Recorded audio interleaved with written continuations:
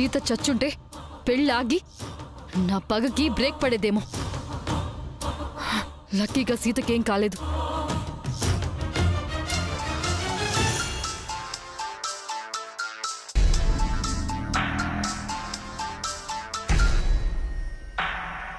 చెప్పత్తయ్యా. నీ కర్మేంటమ్మా ఇలా ఉంది? ఎందుకలా అంటున్నావు? నీ తల్లిదండ్రులు లేకపోయినా ఉన్న మేం కూడా లేకుండా అనాథలాగా పెళ్లి చేసుకుంటున్నావు. ఈ పెళ్ళాపాలని మీ బావ మామయ్య ప్రయత్నం చేస్తున్నారు. విష్ణు సీతను చంపాలని ప్రయత్నం చేశాడే. ఏంటత్తయ్యా నువ్వు చెప్పేది? అవునమ్మా, ఆ విషయం నీకు చెప్పాలనే ఫోన్ చేశాను. ప్లాన్ ఫెయిల్ అయిందని విష్ణు పిచ్చి పిచ్చిగా ప్రవర్తిస్తున్నాడు. కొడుకు బాధను చూడలేక నీ పెళ్లి ఆపుతానని మామయ్య విష్ణుకి మాటిచ్చాడు.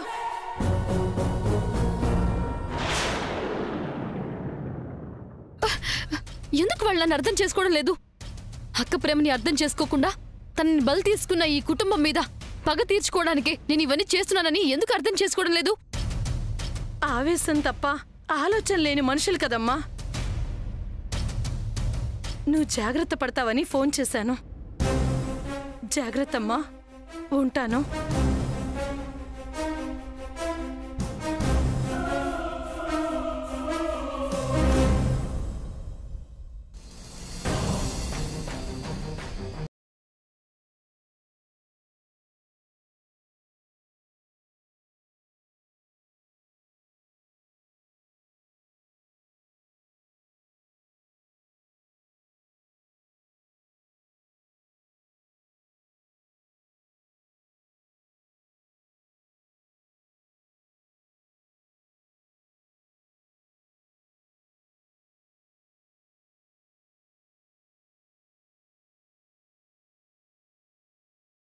సింపుల్గా బుద్ధి చెప్పి రావడం ఏంటి?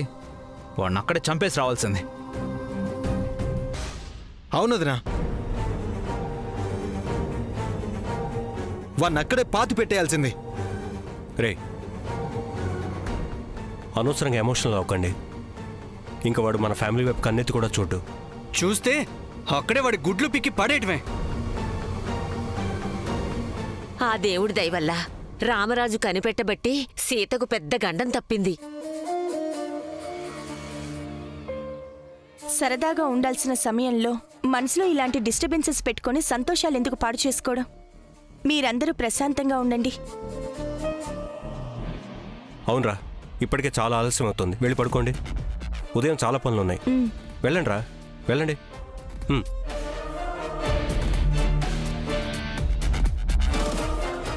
సరస్వతి,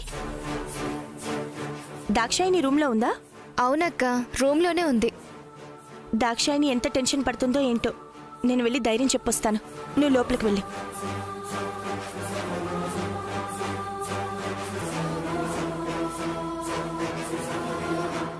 దాక్షాయిని,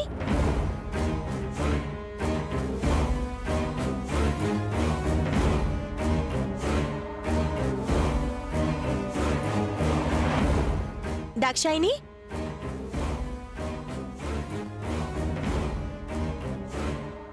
రూమ్లో లేకుండా ఎక్కడికి వెళ్ళింది?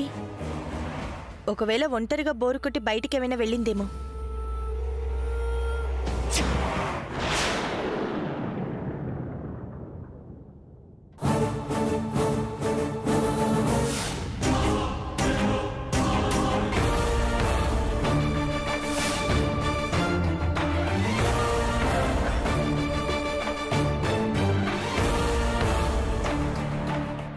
మొహంలో ఆ భయం ఏంటి? నడకలో హడావిడేంటి? ఈ టైంలో ఫంక్షన్ హాల్ నుండి బయటికి వెళ్తుందేంటి? దాక్షాయిని, దాక్షాయిని,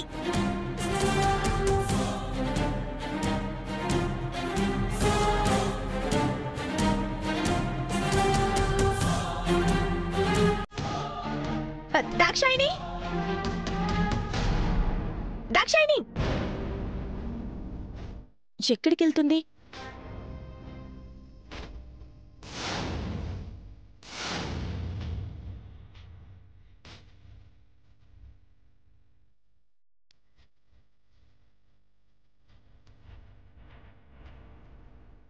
ఆటో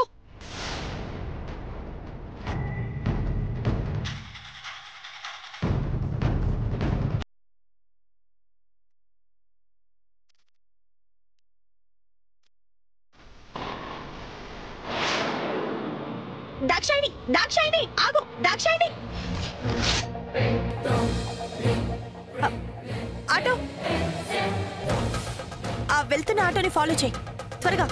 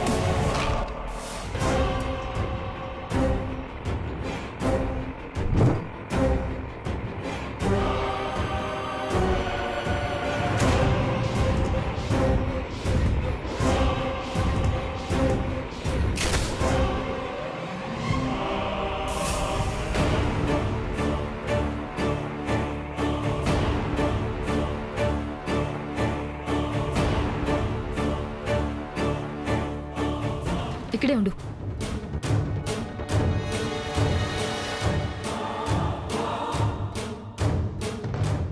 ఈ సమయంలో ఇక్కడికి ఎవరి కోసం వచ్చింది?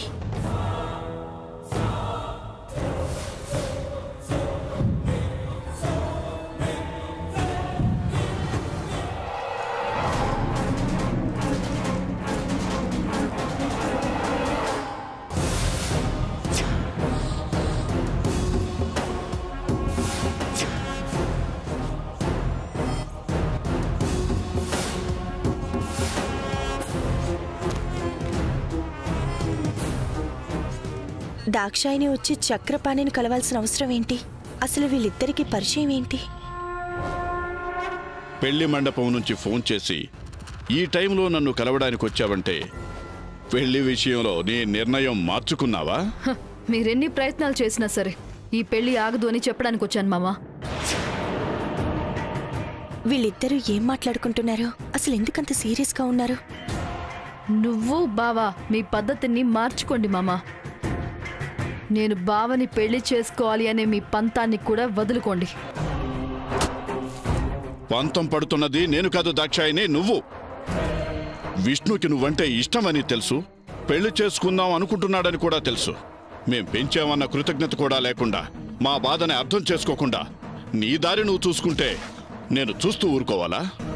నీకు నీ కొడుకు పెళ్లి ఎంత ముఖ్యమో నా అక్క చావుకి కారణమైన వాళ్ళ మీద పగ తీర్చుకోవాలి అనుకోవడం నాకు అంతకన్నా ముఖ్యం. ఏ సంబంధం లేని ఇద్దరి మధ్య ఏదో పెద్ద ఆర్గ్యుమెంట్ జరుగుతుంది. కారణం ఏమై ఉంటుంది? పగ తీర్చుకోవాలంటే ఆ శంకర్ గారిని పెళ్లి చేసుకోవాలా? వేరే మార్గమే లేదా? ఏముందో నువ్వే చెప్పు మామా. బయటుండి రామరాజు మీద పగ తీర్చుకోగలమా? అసలు ఆ ఇంట్లో అడుగు పెట్టగలమా? ఇన్నాళ్లుగా పగతో రగిలిపోతున్న నువ్వే ఇప్పుడు నేను పగ తీర్చుకుంటానంటే ఎందుకు అడ్డుపడుతున్నావు?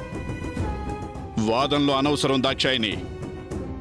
నీకు నువ్వుగా పెళ్లి ఆపకపోతే నేనాపాల్సుంటుంది. నీ మంచి కోసమే చెప్తున్నాను. ఆ మాటకొస్తే నేను చెప్పేది కూడా విను మామా. శంకర్తో నా పెళ్లి జరిగి తీరుతుంది. ఆపాలని ట్రై చేస్తే ఈ దాక్షాయని అపరకాళి రూపం ఎలా ఉంటుందో నీకే బాగా తెలుసు. ఏంటి బెదిరిస్తున్నావా? సరే, నువ్వు పెళ్లి చేసుకోవడానికి ట్రై చెయ్యి. నీ పెళ్లి ఆపకపోతే నేను చక్రపాణినే కాదు. అయితే కొత్త పేరు వెతుక్కొని మార్చుకోవడానికి రెడీగా ఉండు మామా.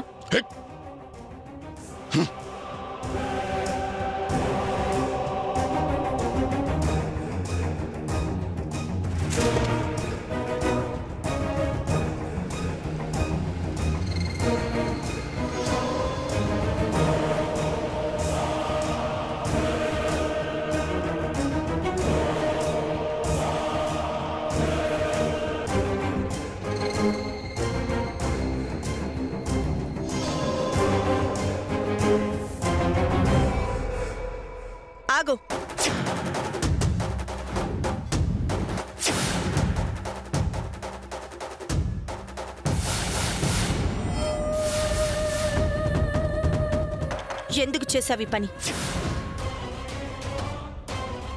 నాతో ఎందుకు చెప్పలేదు? నిన్నే అడిగేది, సమాధానం చెప్పు. అది అక్క, రేపు నీ పెళ్లి పెట్టుకొని ఎవ్వరికీ తెలియకుండా ఫంక్షన్ హాల్ నుంచి ఈ సమయంలో వచ్చి చక్రపాణిని ఎందుకు కలిశావు? ఇద్దరు వార్నింగ్ ఇచ్చుకున్నట్టు ఏం మాట్లాడుకుంటున్నారు? అంటే మాట్లాడింది వినలేదన్నమాట. నేను అడుగుతుంటే ఏం ఆలోచిస్తున్నావు? నీకు ఆ చక్రపాణికి ఏంటి సంబంధం? ఏం చెప్పాలి? ఏదో ఒకటి చెప్పి నమ్మించాలి. నేను అడుగుతుంటే ఎందుకంత టెన్షన్ పడుతున్నావు? అసలు ఏంటి ప్రాబ్లం? చచ్చా, ఇప్పుడు టెన్షన్ పడితే సీత దగ్గర దొరికిపోతాను. ఇప్పుడు కన్నీళ్ళనే ఆయుధం చూపించి బయటపడాలి.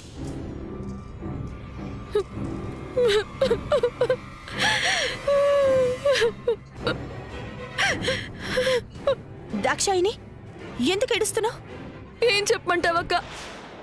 అమ్మా నాన్నల ప్రేమ, ఆయన వాళ్ళ ఆత్మీయత ఏంటో కూడా నాకు తెలీదు. అనాథలా పెరిగిన నేను మీ మంచి ఫ్యామిలీలో ఒక మెంబర్నయ్యానని ఆనందించాను. నేను ప్రేమించిన శంకర్ బావని పెళ్లి చేసుకుంటున్నానని చాలా పొంగిపోయాను. కానీ ఆ దుర్మార్గుడు చక్రపాణి అతని పగ చల్లార్చుకోవడానికి నన్ను టార్గెట్ చేశాడు. బావగారికి ఆయనకి ఏవో పాత కక్షలున్నాయట. మీకు చెప్పలేదు కానీ నన్ను పెళ్లి చేసుకోవద్దని గత కొంతకాలంగా నన్ను వేధిస్తున్నాడు, బెదిరిస్తున్నాడక్క.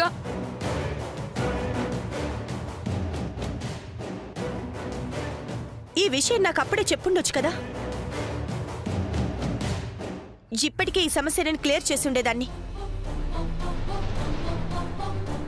సిచ్యువేషన్ ఇక్కడి దాకా వచ్చిండేది కాదు కదా. ఎందుకు చెప్పలేదు దాక్షాయిని? మిమ్మల్ని డిస్టర్బ్ చేయడం ఎందుకు అని చెప్పలేదక్క. మ్యాటర్ ఇంత సీరియస్ అవుతుందని నేను అస్సలు అనుకోలేదు.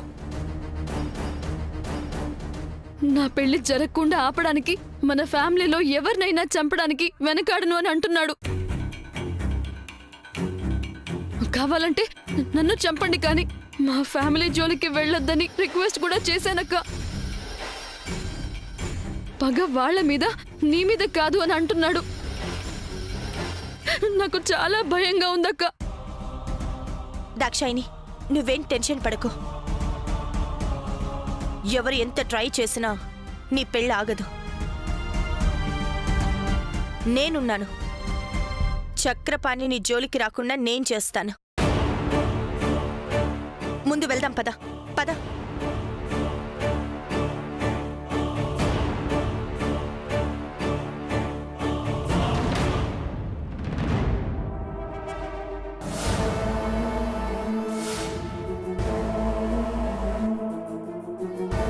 దాక్షాయిని, నువ్వు ఫంక్షన్ హాల్ నుంచి బయటికి వెళ్ళిన విషయం ఎవరికి చెప్పకు. సరే, చెప్పను. ముఖ్యంగా చక్రపాణిని కలిసి మాట్లాడిన విషయం మీ బావగారికి అస్సలు తెలియనివ్వకు.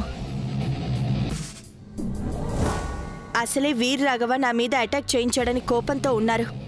ఇప్పుడు ఈ విషయం కూడా తెలిస్తే ఆయన్ని ఆపడం కష్టం. చాలా థ్యాంక్స్ అక్క.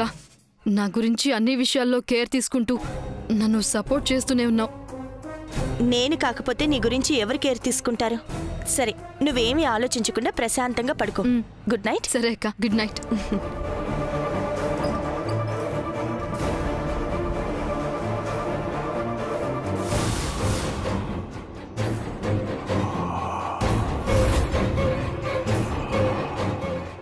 మీ అందరిలో అశాంతి రేపి రామరాజు కుటుంబాన్ని చెల్లా చెదురు చేసినప్పుడే నేను మనశ్శాంతిగా నిద్రపోతాను సీత.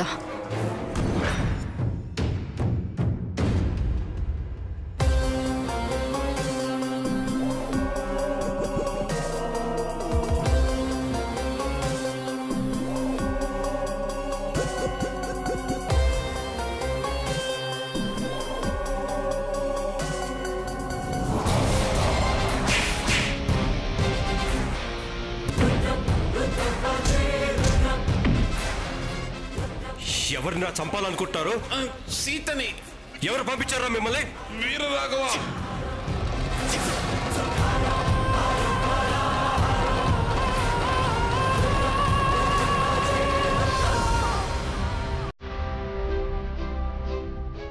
ఏమండి?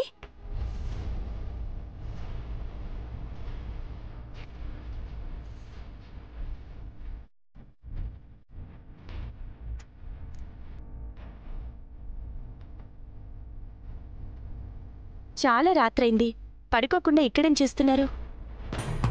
నాకు నిద్ర రావట్లేదు సీత. సంగీత్లో నీ మీద అటాక్ చేయాలన్న సంగతి తలుచుకుంటేనే భయంతో ఒళ్ళు జల్దరిస్తోంది. ఇంకా అదే ఆలోచిస్తున్నారా? నాకేం కాలేదు కదా, అదంతా మర్చిపోండి. ఎలా మర్చిపోగలను సీత? పెళ్ళి ఇప్పుడు కాకపోతే ఇంకోసారి జరుగుతుంది. నీకేదైనా అయ్యుంటే నేనేమైపోయి ఉండేవాణ్ణి. ఈ వదిన్లో అమ్మని చూసుకుంటున్న నా తమ్ముళ్ళు ఏమైపోయేవాళ్ళు? మీరుండగా నాకేమవుతుందండి? ఈ రామరాజు రక్షణలో ఈ సీతని ఏ రావణాసురుడు టచ్ కూడా చేయలేడు. కావచ్చు సీత, కానీ నీకేమన్నా అవుతుందేమోననే ఆలోచన వచ్చినా నీ మీదే ప్రాణం పెట్టుకున్న నా గుండె తట్టుకోలేదు. పెళ్ళిళ్ళు స్వర్గంలో నిర్ణయించబడతాయి అంటారు. ఏ జన్మలో ఏ పుణ్యం చేసుకున్నానో దేవుడు ఈ దేవతని నాకు భార్యగా ఇచ్చాడు. సీత, నువ్వు నా జీవితంలోకి రాకపోయి ఉంటే చచ్చే వరకు బతికుండేవాణ్ణి, అంతే. నువ్వు వచ్చిన తర్వాతే ప్రతి క్షణం సంతోషంగా గడుపుతున్నాను. నేనేం చేశానని అంత పెద్ద పెద్ద మాటలు మాట్లాడుతున్నారు? ఏ ఆడపిల్లకైనా పెళ్ళంటే నూరేళ్ల పంట సీత. తనని చేసుకోబోయేవాడు అలా ఉండాలి ఇలా ఉండాలని ఎన్నో కలలు కంటారు.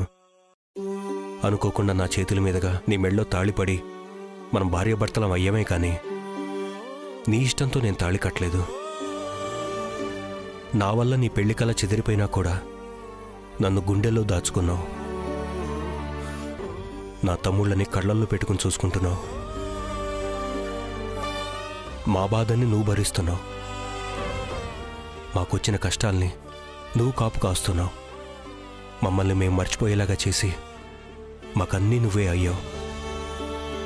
మా భారమంతా నీ గుండెల్లో మోసుకుంటూ నీ పెదాల మీద చిరునవ్వుతో మాత్రమే ఉంటున్నావు. ఇంతకన్నా ఏం చెయ్యాలి? ఏ ఆడదానికి కుటుంబం భారం కాదండి, సంతోషంగా భరించే బాధ్యత. రామాయణంలో చదువుకున్న రామలక్ష్మణుల్లాంటి నలుగురు అన్నదమ్ములు నా కుటుంబం అవ్వడం నాకు కూడా వరవేనండి. పెళ్ళిళ్ళు స్వర్గంలో నిర్ణయిస్తారో లేదో తెలీదు, కానీ ఆ దేవుడు మీతో పెళ్ళయ్యేలా చేసి నన్ను మాత్రం స్వర్గంలాంటి ఇంట్లోకి పంపాడు. మీ సంబంధాలు చెడిపోకుండా కుటుంబ విలువలు కాపాడటం మీ భార్యగా నా కర్తవ్యం అండి. నేను అదే చేస్తున్నాను. సీత, నీ తోడు దూరం అయ్యుంటే నేను చచ్చిపోయి ఉండేవాణ్ణి. అవేం మాటలండి? సరే సీత, ఇప్పటికే ఆలస్యమైంది. రేపు చాలా పనులున్నాయి. నువ్వు వెళ్ళి పడుకో. మీరు ఇక్కడేం చేస్తారు? మీరు కూడా వచ్చి పడుకోండి. లేదు సీత, పెళ్ళయ్యే వరకు అప్రమత్తంగా ఉండటం మంచిది. పెళ్ళికొచ్చిన ప్రతి ఒక్కళ్ళని కాపాడటం నా బాధ్యత. ఈరోజు జరిగిన సంఘటన మళ్ళీ జరగకూడదు. నువ్వు వెళ్ళి పడుకో. నేను కాపలాగా ఇక్కడే ఉంటాను.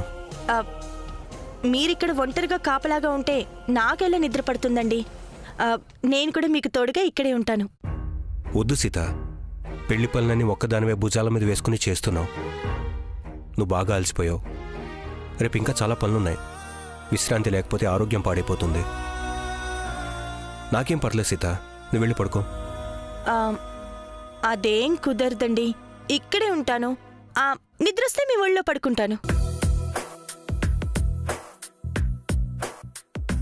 సరే, కూర్చో.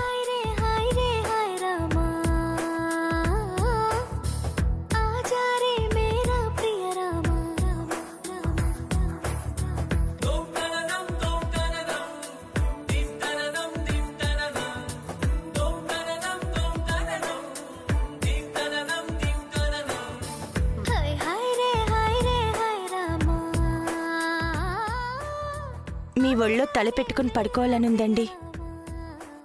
పరాయి వాళ్ళు పర్మిషన్ అడుగుతారు, సొంతం అనుకునే వాళ్ళు చనువు